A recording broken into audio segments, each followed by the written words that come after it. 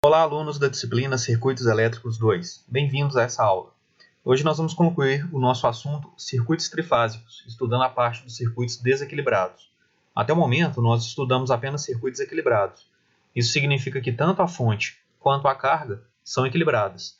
E do ponto de vista de cada uma, isso aí tem as seguintes características. Uma carga equilibrada é aquela que tem o mesmo valor de impedância por braço, enquanto uma fonte equilibrada é aquela que tem 3 braços com o mesmo valor de tensão, a mesma amplitude, a mesma frequência e defasagem de 120 graus de um braço para o outro. Então hoje, os circuitos trifásicos desequilibrados são aqueles que têm uma carga com impedâncias diferentes. Então nós vamos considerar nas nossas análises a fonte ainda equilibrada. Agora a carga é que ficou desequilibrada e a gente vai ver como lidar com esse tipo de circuito. Então até o momento, nós conseguimos aí fazer algumas relações entre tensão e corrente no circuito, levando em consideração a questão do equilíbrio. Então, quando nós fizemos lá os cálculos, multiplicando por raiz de 3 uma tensão de linha em relação à tensão de fase, né, seguindo toda aquela ideia de defasagem entre as correntes, entre as tensões, seguindo a ideia da amplitude, isso daí tudo foi feito porque o circuito era equilibrado. Agora que ele não é mais, nós vamos trabalhar com uma análise um pouco diferente. Ela vai ser um pouco mais trabalhosa, mas vamos usar apenas elementos que nós já conhecemos ou estratégias que nós já conhecemos.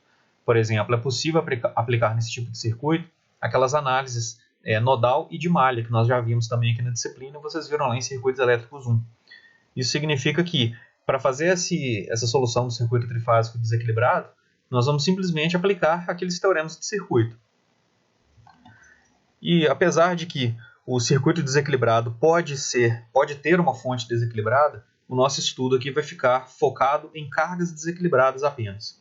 É possível fazer estudo de um circuito que tem uma tensão desequilibrada na fonte, fazendo a decomposição daquela fonte em tensões equilibradas. Ou seja, eu somo ali 3 tensões equilibradas que vão resultar em uma tensão desequilibrada, como se eu estivesse decompondo esse sistema trifásico em outros 3 sistemas trifásicos.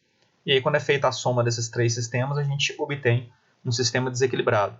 E a ideia é sempre simplificar. A gente sai de um sistema desequilibrado e chega em 3 equilibrados. E o resultado é obtido conforme as estratégias que nós já vimos. Agora, se a carga for desequilibrada, o que a gente vai fazer aqui? Como eu já disse, a gente vai poder aplicar as análises nodal de malha, que vocês viram em corrente contínua e aqui em corrente alternada. E se a gente estiver trabalhando com circuitos que são estrela-estrela, os pontos centrais deles já não tem mais 0 volts. Como nós vimos, se os circuitos são equilibrados, tanto a carga quanto a fonte apresentam aqueles 0 volts lá no ponto central da estrela. Agora, com circuitos desequilibrados, isso não acontece mais. Nesse caso aqui, nós vamos ter uma corrente no neutro, ou seja, quando nós somarmos as 3 correntes que fluem pelos braços da carga, o resultado não é mais 0, nós vamos ter uma corrente de neutro. Isso se houver um condutor ligando o neutro da estrela da fonte com a estrela da carga. Se não houver essa conexão aqui, aí a gente não vai poder falar que o potencial da estrela na carga vale 0. Ele só vale 0 se a carga for equilibrada. E aí eu coloquei aqui um exemplo para a gente poder avaliar isso. Então percebam que nós temos uma fonte equilibrada, ela está conectada em estrela. Ela é equilibrada porque mesma amplitude para todo mundo, apesar de que aqui a gente já está falando em RMS, né? Então 120 volts para todo mundo. E aqui nós temos a fase A com 0, a B menos 120 e a C com ângulo 120 ou menos 240, ou seja, um sistema de sequência positivo, a ordem A, B e C. E na carga nós temos 3 braços, cada um com uma impedância diferente. Então no braço A nós temos um indutor, no braço B um resistor e no braço C um capacitor. E agora, para fazer essa análise, a gente não pode seguir aquela ideia das aulas anteriores, de simplesmente calcular aqui uma tensão de linha e aplicar esse valor da tensão nos braços. Agora a gente tem que verificar como que isso vai ficar, porque a corrente não é mais defasada 120 graus de um braço para o outro. E esse ponto central da nossa carga não tem mais 0 volts. O 0 volts até aparece aqui no braço da fonte, mas no da carga isso não acontece mais. Se houvesse uma conexão entre os nêutrons, aí sim a gente poderia falar que os dois têm potencial 0 e analisar cada parte desse circuito aqui separadamente. Aí eu teria 3 circuitos monofásicos montados em um trifásico no final das contas. Mas quando a gente vai falar então de um circuito que não tem conexão entre os nêutrons, igual esse caso aqui, igual seria no caso de uma conexão que envolvesse o triângulo, tanto em termos de fonte quanto em termos de carga, esse ponto central não poderia ser conectado. Então a gente precisa aplicar ou a lei das malhas ou a lei dos nós para conseguir calcular esses valores aqui. E uma consideração importante é que essa condição aqui vai acontecer de maneira relativamente frequente. Por quê? Quando nós vamos conectar cargas à rede, normalmente cargas que são monofásicas vão gerar desequilíbrio, porque eu vou ligar ali numa certa fase uma carga, na outra fase eu já estou ligando outra carga. Então a gente pode pensar dessa forma, que esse circuito desequilibrado que vai aparecer na prática como? Dessa forma aí, que a gente tem cargas diferentes ligadas em fases diferentes. Agora, se eu for conectar um motor, por exemplo, o motor é uma carga trifásica equilibrada, considerando o motor trifásico, né, claro. Então, se eu for conectar um motor trifásico à rede, ele é uma carga equilibrada. Agora, se eu for ligar outras cargas à rede, cargas monofásicas, isso daí vai gerar um desequilíbrio semelhante ao que a gente está vendo aqui. Só que, de maneira geral, né, o neutro ainda é aterrado também, de modo que a análise ficaria mais simples. Mas pensando numa análise aí um pouco mais incomum para a gente poder ter essa ferramenta, né, conseguir fazer esse cálculo aí, independente do tipo de circuito, vamos resolver esse exemplo. E é pedido aqui o seguinte: calcule a potência dissipada na carga trifásica a seguir. Então é necessário calcular a potência total, somando aqui os três braços. Percebam que agora também não adianta calcular a potência em um braço só e multiplicar por 3, igual a gente tem feito, porque os braços são diferentes. Inclusive, eu coloquei esse exemplo porque ele é bem diferente. Cada braço tem um tipo de potência. Aqui é efetiva, aqui é reativa positiva e aqui é reativa negativa. Então eu preciso calcular os três braços aí de forma separada. E eu vou mostrar para vocês como que seria o cálculo usando a análise de malhas e a análise de nós, apesar de que para esse exemplo aqui a análise de nós vai ser mais vantajosa. Para resolver o circuito trifásico desequilibrado, nós vamos aplicar a lei das malhas ou a lei dos nós. E nesse caso aqui é mais interessante aplicar a lei dos nós pelo seguinte: nós temos 4 nós no circuito. Um nó central na fonte, que nós já sabemos que tem um potencial zero, porque a fonte é equilibrada. Um nó central na carga, que tem um potencial diferente de zero. E temos aqui mais 3 nós, A, B e C, com potenciais conhecidos. Porque se eu considero que o centro aqui da fonte é 0 volts, o potencial no ponto A é zero mais a diferença de potencial da fonte. O potencial no ponto B é zero mais essa diferença de potencial. E o potencial no ponto C é zero mais essa diferença de potencial aqui da fase C. Ou seja, são 3 nós conhecidos, na verdade 4, né? Porque nós temos aqui o 0 volts também, e apenas um nó desconhecido que nós podemos chamar aqui de Vx, por exemplo. É um potencial desconhecido que eu vou aplicar um nome qualquer. Agora, se a gente aplicar análise de malhas, também é possível resolver. Nós temos aqui uma malha, que eu poderia chamar de corrente I1, e aqui embaixo eu tenho outra malha, que eu poderia chamar de corrente I2. É possível usar as duas análises. Só temos aí que ver o seguinte: o que vai gerar menos equações no nosso sistema? Um nó desconhecido, nós temos uma equação por meio de nós. Duas malhas com corrente desconhecidas, vamos ter duas equações no método das malhas. Então, nesse caso aí, o mais interessante para a gente é trabalhar com o método dos nós. Mas é perfeitamente válido aplicar malhas aqui também. Eu só faria o levantamento, né, ao longo dessa malha toda aqui, mesmo que ela passe por mais de uma fase, isso não tem problema, eu faria o levantamento. Por exemplo, essa tensão aqui, no sentido escolhido da corrente, seria uma elevação de potencial.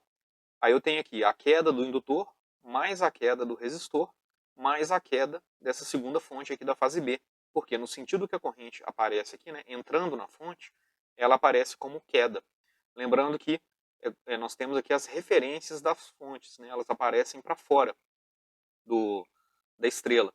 Ou seja, considerando aqui a corrente está saindo do positivo, está saindo da referência, e aqui ela está entrando na referência. Então é essa elevação, e eu tenho aqui 3 quedas no caminho. Para outra malha a mesma coisa. Seguindo o sentido dessa fonte, dessa corrente, agora essa fonte é elevação.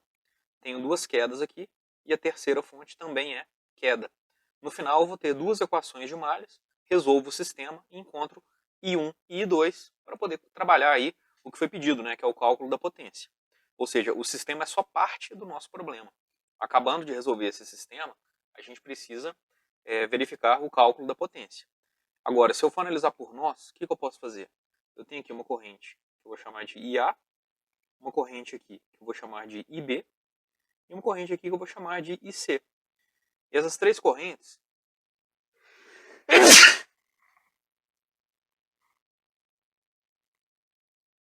se encontram no ponto central da carga, no potencial Vx. E a soma dessas três correntes agora não é igual a zero. Na verdade,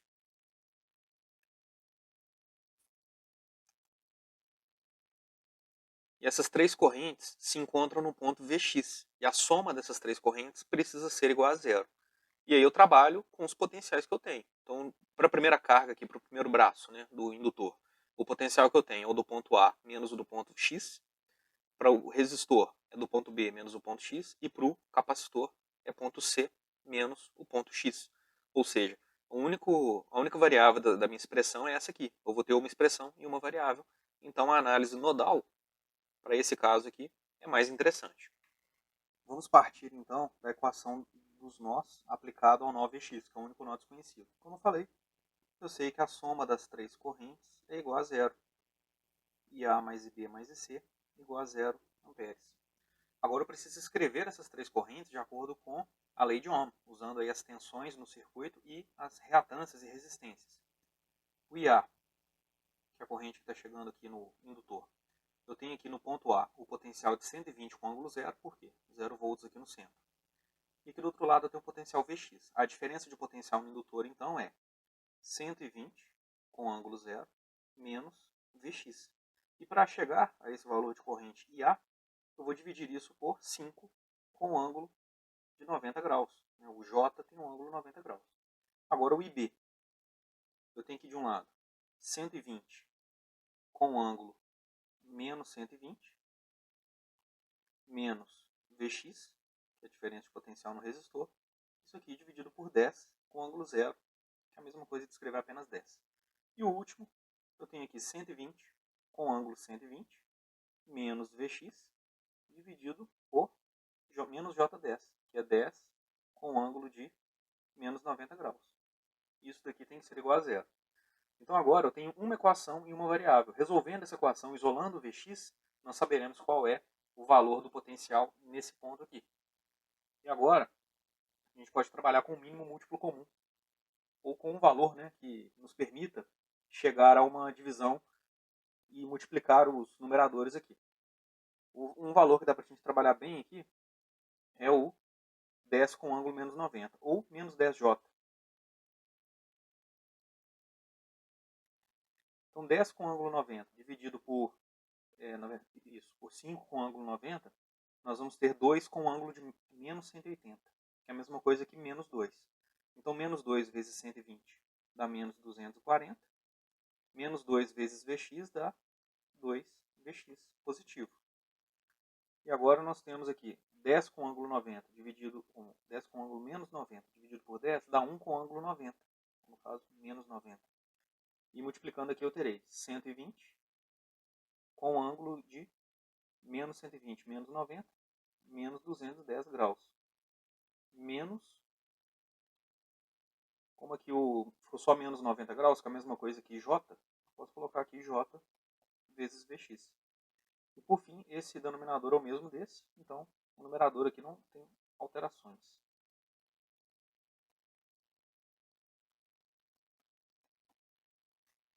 Esse denominador pode passar para o outro lado multiplicando, então a gente cancela ele aqui. E aí o que vai sobrar para a gente é o seguinte. Do lado esquerdo aqui eu posso colocar todas as constantes, do direito todos os Vx. Ou até o contrário, né? Não faz diferença. Então aqui eu tenho menos 240, mais 120 com ângulo de menos 210, mais 120 com ângulo de 120. Vou colocar esses três aqui do lado direito da equação. Menos 240, mais 120 com ângulo de menos 210, mais 120 com ângulo de 120 graus. Isso aqui é igual a 2Vx menos Vx dá 1Vx. Então vai passar para o outro lado negativo. Menos Vx. E aqui eu tenho menos JVx. Na verdade era positivo.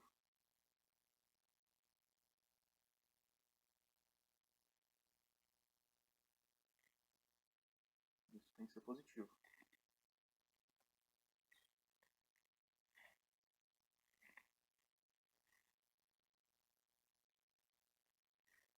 Esse JVx então vai passar para o outro lado, menos JVx. Agora resolvendo esse lado esquerdo aqui da equação, nós vamos ter o seguinte, menos 240 já está na forma retangular dele. Temos aqui 120 com ângulo de menos 210, pode ser escrito na forma retangular como 103,92 mais J60. E 120 com ângulo 120 pode ser escrito como menos 60 mais J 103,52. E esse lado direito aqui da equação eu posso escrever como Vx, colocando Vx em evidência, né? Vai ficar menos 1 menos J. E fechou aqui o parênteses. Agora resolvendo, nós vamos ter aqui a parte real, menos 240 com menos 103 com menos 60. Então teremos aqui menos 403,92. E a parte imaginária, J60 mais J103. Vai dar J 163,92. E do outro lado aqui, fazendo a conversão para a forma polar, eu terei Vx, que multiplica 1,4142 com ângulo de menos 135 graus. Agora nós podemos isolar o Vx. Esse número aqui na forma polar é igual a 435,89 com ângulo de 157,91 graus. E eu vou dividir isso daqui por 1,4142 com ângulo de menos 135 graus. E aí nós encontramos Vx igual a 308,22 com ângulo de 292,91 graus, volts. Então esse é o valor do potencial no ponto central da nossa estrela. Mas percebam que não é essa a pergunta. Nós queremos saber a potência nos elementos. Então eu preciso, a partir desse valor do potencial, definir a diferença de potencial no indutor, no resistor e no capacitor, que agora eu tenho o potencial dos dois lados de cada elemento. E com esse valor de tensão, eu consigo calcular a corrente que flui pelo circuito para chegar ao valor de potência. Enfim, eu posso escolher qual é o meio que eu vou usar para calcular a potência, mas eu preciso pelo menos da tensão ou da corrente para fazer esse cálculo. Então vamos a ele. Aqui nós temos os potenciais conhecidos do nosso circuito. E agora eu vou calcular a tensão em cada elemento. Vou começar com o indutor, VL. Nós vimos que o indutor está conectado à fase A, então o potencial do lado esquerdo dele é 120 com ângulo zero. E do lado direito nós temos o potencial do ponto Vx. Então vou fazer aqui a subtração. 308 com ângulo de, na verdade, 308,92 com ângulo de 292,91 graus. Então, atenção no indutor, passando isso daqui para a forma retangular, vai ficar 120 menos, abre parênteses, 119,98, que é praticamente 120, menos J 283,91. Então, fazendo a subtração aqui, esses dois termos se cancelam, e a tensão no indutor é simplesmente J, tem um sinal negativo aqui do lado de fora, J 283,91, ou 283,91 com ângulo de 90 graus. Agora, se eu quero calcular a potência do indutor, vou escrever aqui que L é igual ao módulo da tensão ao quadrado sobre o complexo conjugado do XL. No caso, vou inverter o sinal do XL para fazer a divisão e colocar aqui o módulo da tensão ao quadrado. Lembrando que é módulo porque vai ficar aqui em cima tensão vezes o conjugado da tensão. Então é módulo da tensão ao quadrado, né? Um sinal anula o outro. Então a potência do indutor é igual a 283,91 ao quadrado dividido por 10 com ângulo menos 90 graus. Nós encontramos uma potência do indutor igual a 16,12 com ângulo de 90 graus kVAR. A potência do primeiro braço da carga. O próximo braço podemos considerar que é o resistor. Então vou calcular aqui primeiro uma tensão VR. E VR é a tensão da fase B, que é 120 com ângulo de menos 120 graus, menos a tensão do ponto X, que é 308, o potencial do ponto X, com ângulo de 292,91 graus.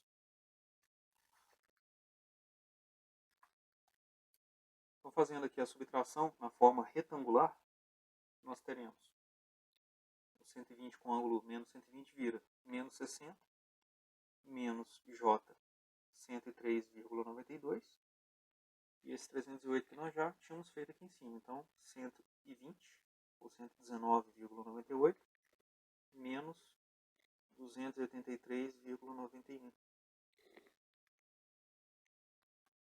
Então, fazendo a subtração aqui, nós vamos encontrar menos 179,98 mais J 179,99. E passando isso daí para a forma polar, nós vamos chegar a 254,54 com ângulo de 135 graus volts. Essa é a tensão do resistor. Agora, para calcular a potência do resistor, nós vamos seguir essa mesma expressão aqui. Tensão ao quadrado, módulo da tensão ao quadrado sobre a resistência. E essa tensão aí, 254,54 ao quadrado sobre 10, que é o nosso resistor. Então, isso daqui vai dar como resultado 6,48 kW. E para terminar, temos o capacitor. A tensão do capacitor é a da fase C, menos a do ponto X. Só para diferenciar aqui, eu vou escrever VCAP, que aqui já tem um VC. Então, a tensão no capacitor é 120 com ângulo de menos 240, menos a tensão Vx, o potencial Vx.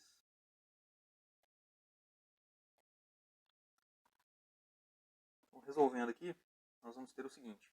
Esse primeiro número aqui na forma retangular dele vai ter menos 60, menos J 103,92. E o potencial Vx é 119,98 menos J 283,91. Então, a tensão no capacitor é igual a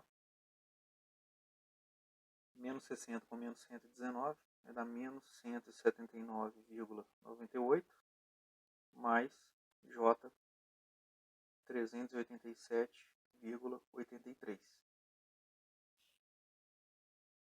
Isso daqui na forma polar é igual a 427,56 com ângulo de 114,89 graus volts. E para terminar, a potência do capacitor então é o módulo da tensão ao quadrado, então 427,56 ao quadrado sobre 10 com ângulo de 90 graus, ou seja, nós vamos colocar o XC, colocando aqui a expressão, né, é módulo da tensão ao quadrado sobre o conjugado de XC, por isso que apareceu positivo aqui o ângulo.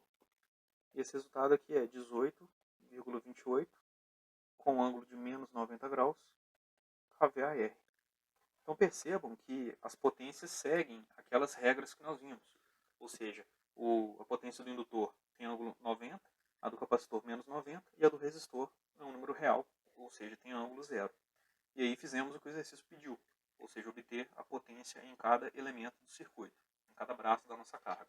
Aí se eu quiser falar no S total do meu circuito, é só somar. Eu tenho 6,48 real e imaginário, eu vou ter aqui uma potência negativa. A do capacitor ficou um pouco maior do que a do resistor, desculpa, do que a do indutor. Então vai ficar 18,28 menos 16,12, 2,16 K. Então essa é a potência total do nosso circuito. Aqui eu fiz a simulação do circuito que a gente acabou de resolver por meio de cálculo, para comparar os valores. Então observem aqui que o sistema trifásico está em estrela, a fonte, né, está conectada em estrela, são 3 braços, e cada braço aqui tem os valores de pico, né, ou TINA pede valores de pico. Então olha só, a amplitude que eu coloquei aqui foram os 120 volts do exemplo, vezes raiz de 2, que deu 169,7. Eu escolhi a frequência de 60 Hz, e para a fase A aqui nós temos 0 graus, conforme o exemplo. Para a fase B, nós temos a mesma coisa aqui, a mesma amplitude, a mesma frequência e um atraso de 120 graus. E para a fase C, nós temos a mesma amplitude, a mesma frequência, e em relação à fase B, ela também está atrasada 120 graus. Ou seja, o circuito trifásico aqui já está pronto, né, e conectado em estrela. Eu coloquei aqui o terra, mas não é necessário, que o Tina acaba dando uma mensagem de erro quando a gente não usa terra no circuito. Eu coloquei aqui, mas só mesmo para a gente ter a simulação certinha. Não é essencial ter um neutro aqui aterrado, nesse ponto central aterrado. E aqui está a nossa carga. O resistor é de 10 ohms, igual nós vimos. Para a frequência de 60 Hz que eu escolhi para colocar aqui nas fontes, o indutor precisa ter 13,26 mA. Ou seja, quando eu multiplicar aí por 2πf, eu vou encontrar os 5 ohms, ou J5 ohms, que ele apresentou de reatância indutiva. E o capacitor a mesma coisa. Para ele chegar naqueles menos 10 J ohms, eu preciso de um capacitor de 265,26 microfarad. Aí é só fazer o cálculo que vocês chegam nesses valores. Lembrando que eu poderia ter usado qualquer outra frequência. É só mesmo fazer o ajuste aqui da indutância e da capacitância. E aqui eu coloquei 3 amperímetros para medir a corrente. Então percebam que eu coloquei as referências da fonte voltadas para fora, né, do ponto central. Então o positivo da fonte está sempre em direção à carga. E isso significa que o positivo dos amperímetros tem que ficar voltado para a fonte, de modo que a corrente que vai sair aqui da fonte entre no positivo do amperímetro. É aquela mesma ideia da corrente contínua. Apesar de que esse positivo aqui não quer dizer o mesmo positivo lá da corrente contínua. É só mesmo uma referência na hora de fazer a medição e a nossa simulação aqui. E agora eu vou medir as 3 correntes. Então a gente fala em análises, AC análises, manda calcular as tensões nodais. Então aqui nós temos os valores de pico dessas 3 correntes com seus ângulos. Por exemplo, a corrente da fase A, nós encontramos aí 56,78 amperes com ângulo zero. Ou seja, a gente vê que o ângulo bate, e fazendo a divisão por raiz de 2 aqui, 80,3 dividido por raiz de 2 é exatamente o valor que nós encontramos, 56,78. E o mesmo vale para as outras duas correntes. Por exemplo, 36 por raiz de 2 resulta em 25,45, com ângulo de 135 graus. E a última aqui, 60,47 dividido por raiz de 2, resulta em 42,76, que é o valor também que a gente encontrou lá no nosso cálculo. E o ângulo aqui de menos 155,1, se a gente fizer aqui 360 menos esse valor, nós chegamos em 204,9, que é o ângulo que a gente encontrou também no nosso cálculo. Ou seja, aqui as correntes estão batendo. Só que o exercício pediu a potência. E para fazer a medição aqui da potência, a gente precisa ligar um watímetro. Então, lembrando, né, o watímetro tem uma conexão série para medição de corrente e uma conexão em paralela para medição de tensão. Então, vou colocar aqui em série com amperímetro, essa linha mais grossa dele, e a linha mais fina eu vou colocar aqui em paralelo com o indutor. Eu vou medir primeiro a potência do indutor. Agora, para medir a potência do resistor, tiro aqui a linha, coloco um amperímetro, um watímetro, e vou fazer aqui a conexão dele em paralelo com o resistor. E por fim, o capacitor vai ter sua potência medida também, seguindo a mesma ideia. Então ligamos essa parte aqui em série e essa parte aqui em paralelo. Agora a gente pode rodar a simulação de novo. Primeiro, o indutor. O indutor então tem uma potência efetiva na ordem aqui dos femtofarads, que é uma unidade muito pequena, né? O femto é vezes 10 a menos 15. Então esse valor aqui é praticamente zero. Por outro lado, ele tem uma potência reativa de 16,12 K, que foi o valor que nós encontramos. E, levando em consideração esses dois valores aqui, a potência aparente tem o mesmo valor da reativa, e o ângulo dela é 90 graus, então está certo. O resistor tem uma potência efetiva de 6,48, não tem nada reativo, e o S ficou igual ao P, ou seja, efetiva é igual a aparente. E a fase dela é zero, fator de potência 1, então certinho. E por último, temos o capacitor. Ele tem uma potência efetiva aqui na casa dos femtovats também, que é desprezível, e uma potência reativa de 18,28 kVAR, que foi o valor que nós encontramos, e a fase, menos 90 graus. Então, os 3 valores de potência bateram com o que a gente calculou. A gente viu aí que a análise por meio do método dos nós foi satisfatória, né? Gerou o resultado que a gente esperava. E para esse exemplo aí, devido à questão de montagem do sistema, acabou sendo mais fácil para a gente poder resolver. Então a gente encerra por aqui o estudo dos circuitos trifásicos. Espero que tenha ficado claro. Se não ficou claro, vocês podem entrar em contato comigo pelo AVA, pelo chat, pelo e-mail. e eu não vou deixar atividade para essa semana, porque o semestre acaba na sexta-feira. Então, se eu passar uma atividade na quarta, vai ficar muito em cima da hora para vocês me entregarem. E vocês já têm a lista de exercícios aí para terminar. E, inclusive, vocês têm que fazer o último exercício, que é sobre o circuito desequilibrado. Então, vocês têm alguns dias para resolver ele e me enviar tudo até sexta-feira. Eu alterei a data de entrega da lista para sexta, de modo que agora vocês conseguem assistir a aula, terminar o exercício e fazer a postagem lá até sexta-feira para eu fechar a nota de vocês. Então, precisando aí, entre em contato comigo, não deixem de fazer a lista para entregar. E bons estudos para vocês e nos vemos em breve.